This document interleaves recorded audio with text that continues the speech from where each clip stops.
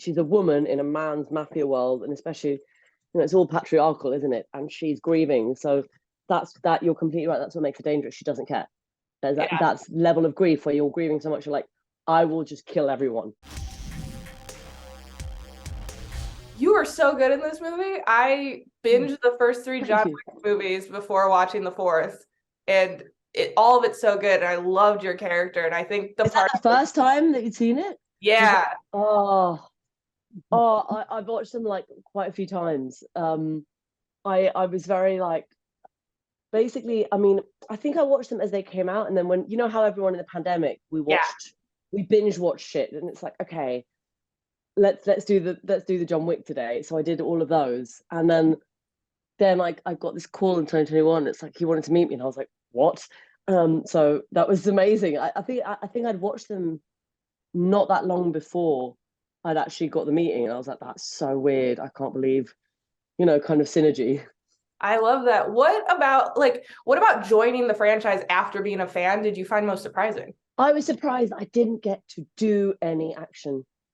Yeah. I was like, when I had the meeting with him, which wasn't an audition, it was just a meeting, because Chad is one of the loveliest men. Like, I cannot recommend it.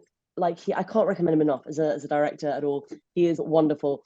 And what surprised me is when he talked about the character and he kind of told me about her, I was fully expecting to be killing a lot of people with my hands, and I didn't. And I was like, oh, that's very okay. She's the matriarch, and she lets other people do some killing for her. Yeah, I love that. And I was curious, what about this role, when you like read it and heard about it, made you say, okay, I have to play this person?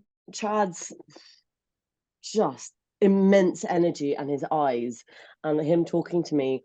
I remember at the time I was going through some pretty bad personal stuff, and I did this meeting, and I didn't even know afterwards. I rang my agent. I was like, I don't understand what that was. Was that an audition?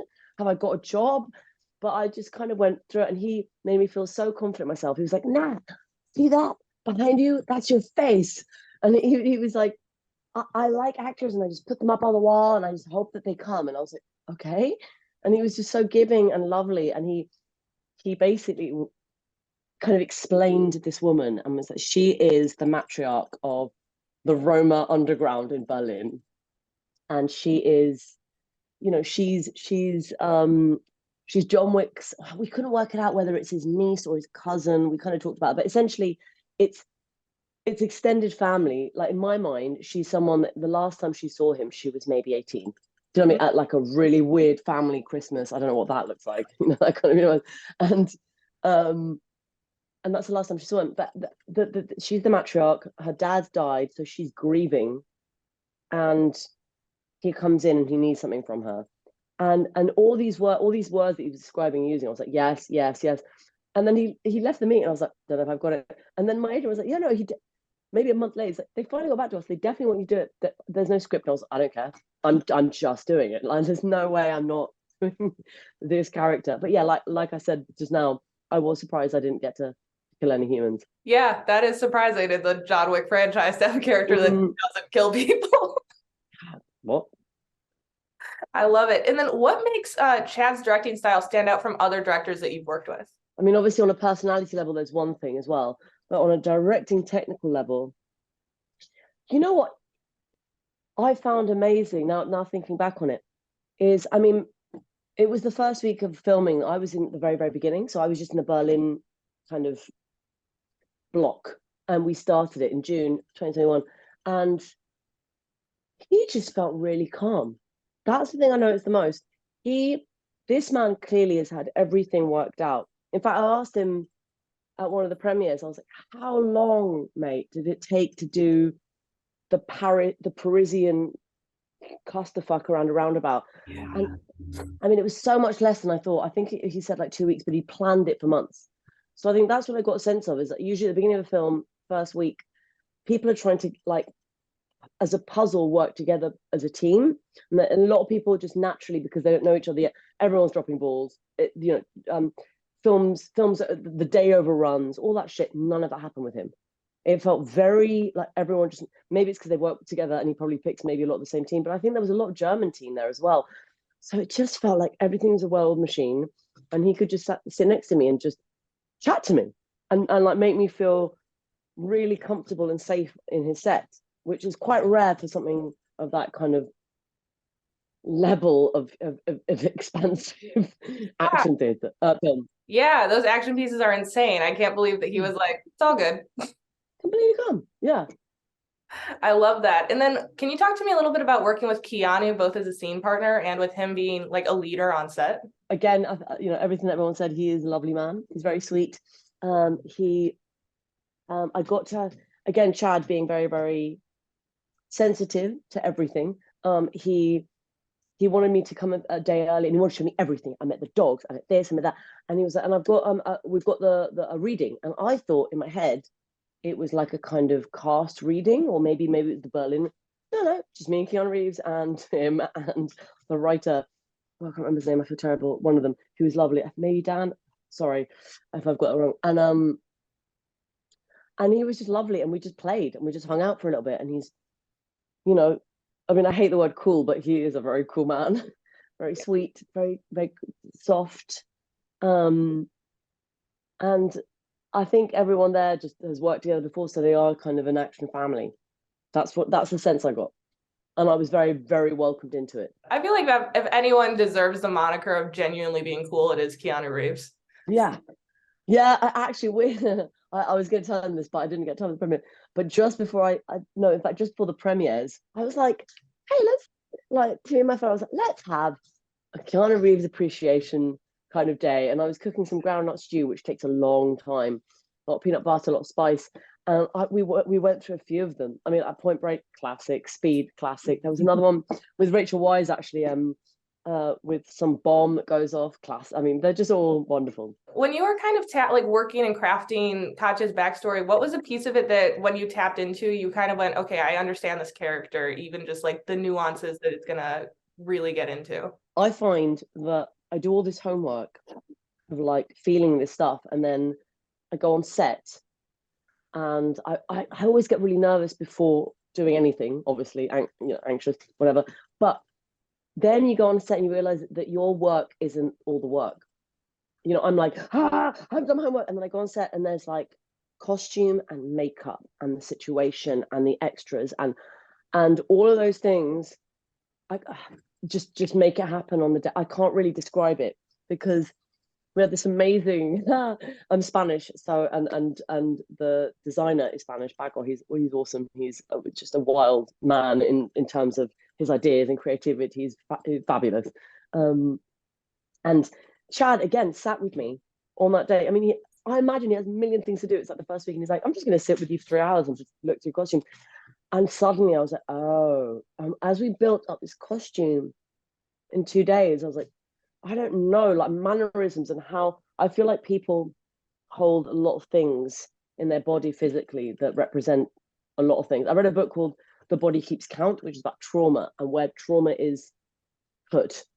And I don't know, this costume and then the script and then I don't know, I felt like I got her then. I don't really know how to, it sounds wishy-washy, but that's the only way I can describe it. No, that totally makes sense. And it's so funny because I actually was going to ask you, I think one of the things you do really, really well as a performer is key into the physicality of a character where you transform into them. And I think that's something that is one of my favorite things to see actors do, because like watching them in different movies, you're like, okay, they feel like a different person. I think you do a very good job with that. So I was thank you. But that is also, that's what I mean. It's hair and makeup as well. They cut my hair, they straighten it, all of these things. And I'm always very open to people, like in the next job I'm doing now, like, yeah, cut my hair, do whatever you want to do, because then for that month or 2 months or 3 months that you're doing this job, or maybe more, every time you look in the mirror, you are that person. And it's how you, or like I once had to do a job where I had bright pink hair and the character was very bubbly and very fun, and she was a tattoo artist.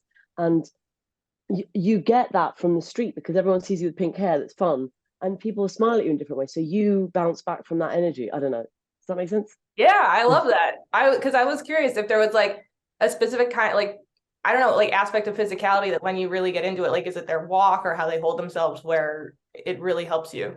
Yeah, it can be the walk. And again, a costume massively plays into that. Like she had these great heels, a snake skin waistcoat, and me and Bago were like, especially when we know kind of the Spanish terminology, which I can't really translate, but it's just it's all the rings and the stuff, and it's just like where the weight of your costume is as well, like the rings, lots of rings, this, loads of tattoos, which were kind of semi-permanent.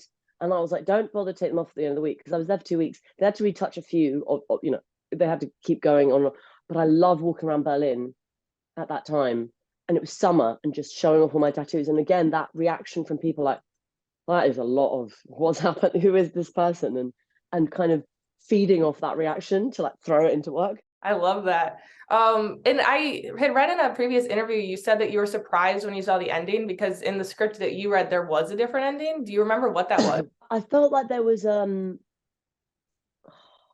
I don't want you to misquote me in case I'm completely wrong. I feel like there was another death. Someone died, someone else died. And it kind of left it as a cliffhanger. Yeah. And there was this, the first one I was like, are they going to do a spin-off, but now following that, you know what I mean? Like following that story and those characters. So, I mean, obviously I knew John Wick was dead, but it's like, oh, okay. So we're still going to keep going with the high table and other people that are kind of trapped in this mafia. Yeah. And this cycle of hate. Yeah, completely. And I'm curious, is there a specific kind of aspect of Katia's story that you would love to explore more? You know what? Like I said before, I would have loved to have seen the family Christmas of the Roma family.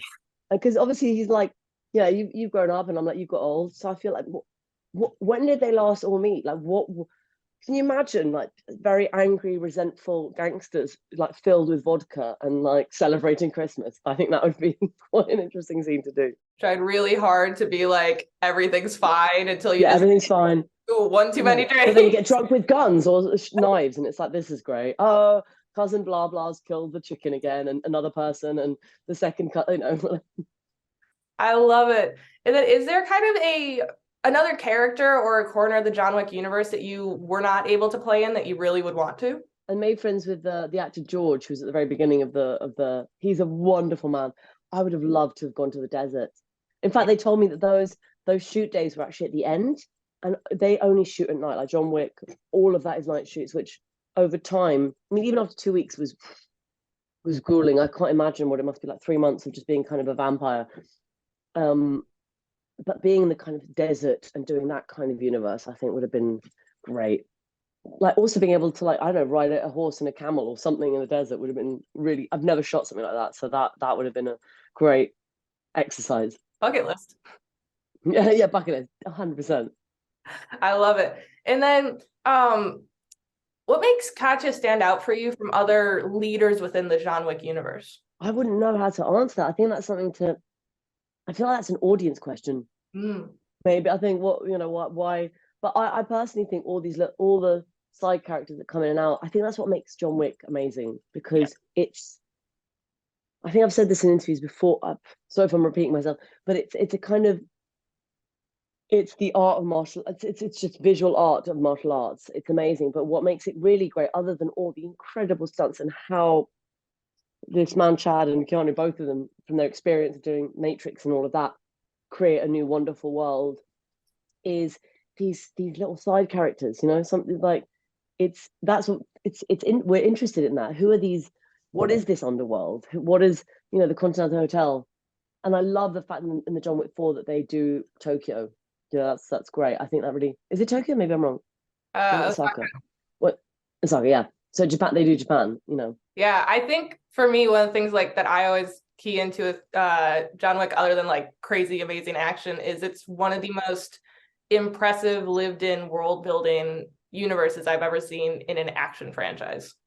Mm-hmm. So yeah, I very much agree. Yeah, so it's all these little characters that are on the outside are special, and then they build up this world with a lot of violence and all about a dog. I understand. I've got dogs lying there passed out as well. I understand. Yeah, I will say, like in that first movie where it's like I have to kill everyone now, I was like, that's fair. I agree. 100. Yeah, go for it. Good luck. Can I sponsor you? Can crowdfund for it? Let's go. I love it. And then what is something you learned on this project that you want to take into your future work? Just before I'd done John Wick. No, I'd done another job just before that. But I was actually, I think I was very nervous about doing this job. I think because of the scale of it, but also because I'd just done a series before that, and we'd all gone and lived there. I'd met all the actors. This was, I mean, like I said, Chad and Keanu Reeves and a few of all the people I met before that were lovely, but I didn't know what I was. There was an element of the unknown in it. Mm-hmm. The first day I got in, and I had to speak Russian as well. I had to learn Russian, which is what, and I could feel myself getting like kind of debilitating anxiety. Mm-hmm. And then on the day, I just breathed into her, and I learned how. I've done this a bit on stage, but I've never really done it on a film set to that degree. So maybe I took something that I'd learned from stage onto a set, but that's where I maybe transferred that knowledge to there, just being like, like remembering the status of your character, even though you have your own personal status. Like before the scene was about to go, and we did the big scene with him hanging. That was me. That was the first with all these extras, by the way, some of whom can speak Russian. I was like, and I was, my self-doubt was like, you're shit. And I was just like, no, my status is better than everyone in this room. And I kind of really assimilated that to be able to not have a kind of minor panic attack at work on the first day. I get that. I love that. I almost feel like having to learn Russian feels like more training than the action sequences. Well, I was saying to someone that was my oral stunt. I had an oral stunt, which was that, and but really that can very much help, because I find that having an accent or a language is almost like the physicality. It's like another layer of like, that's where you're coming from. It's another platform to kind of bounce off and be. I also, one of the things I really, really enjoyed about Katia is she's bringing this like grief into how you like infuse that into the performance. I hope so, yeah. Made her more dangerous, because I always feel that can be one of those things where it's like, that's one of those hairpin triggers where you set it off wrong and you're done. So can you talk about like tapping into that? Like I said, I was having a kind of very bad personal moment at the time, and that definitely helped. But you're completely right in the sense of when people are grieving, they're nihilistic. Like every time I've been, I've grieved. There's a lot of bad decisions that come from grief. That's why apparently they say that you shouldn't make any big life choice. I think it's something within 6 months or at least a year. It could be, whatever it is. Don't move country or change your job or sell your house for 6 months. Just wait. And I feel like she's obviously had to go from. She's had to. She's a woman in a man's mafia world, and especially, it's all patriarchal, isn't it? And she's grieving, so. That you're completely right. That's what makes her dangerous. She doesn't care. There's that level of grief where you're grieving so much, you're like, I will just kill everyone. So. I love it. And I did want to shift very quickly for my last question. Yes. Tonks is one of my favorite characters in the Harry Potter universe. I think. Oh yeah. He's one of the coolest ones. Oh, thank you. And then there's reports that they're going to do like a television series kind of rebooting that world. So I was curious, was there a storyline of Tonks that you guys didn't get to because of the movie format? Loads. Want to see loads. I mean, have you read the books? Yeah. Yeah. So obviously, that there's bits missing. And actually, when I found out about the HBO thing, I think there's that initial thing as an actor, you're like, oh, don't remake something, Yeah. But then I was like, no, it's going to be amazing. I got really excited about it. And then I was like, do you think I'm old enough now to maybe play one of the teachers? That was my plan. So I was like, how can I get another gig on this amazing project? So I'm definitely putting that to my agent. I hope we do. I think that would be awesome. Be a teacher. Oh, come on. I love it. Oh, like I said, you're so good in this movie. You're so good in Harry Potter. I loved you in Mandalorian too. Like, I hope we see you in there again. So it's been so great talking to you. Thank you so much for taking the time. Thank you, Caitlin. Have a lovely morning. Thanks. Have a nice afternoon. Bye, babe. Bye.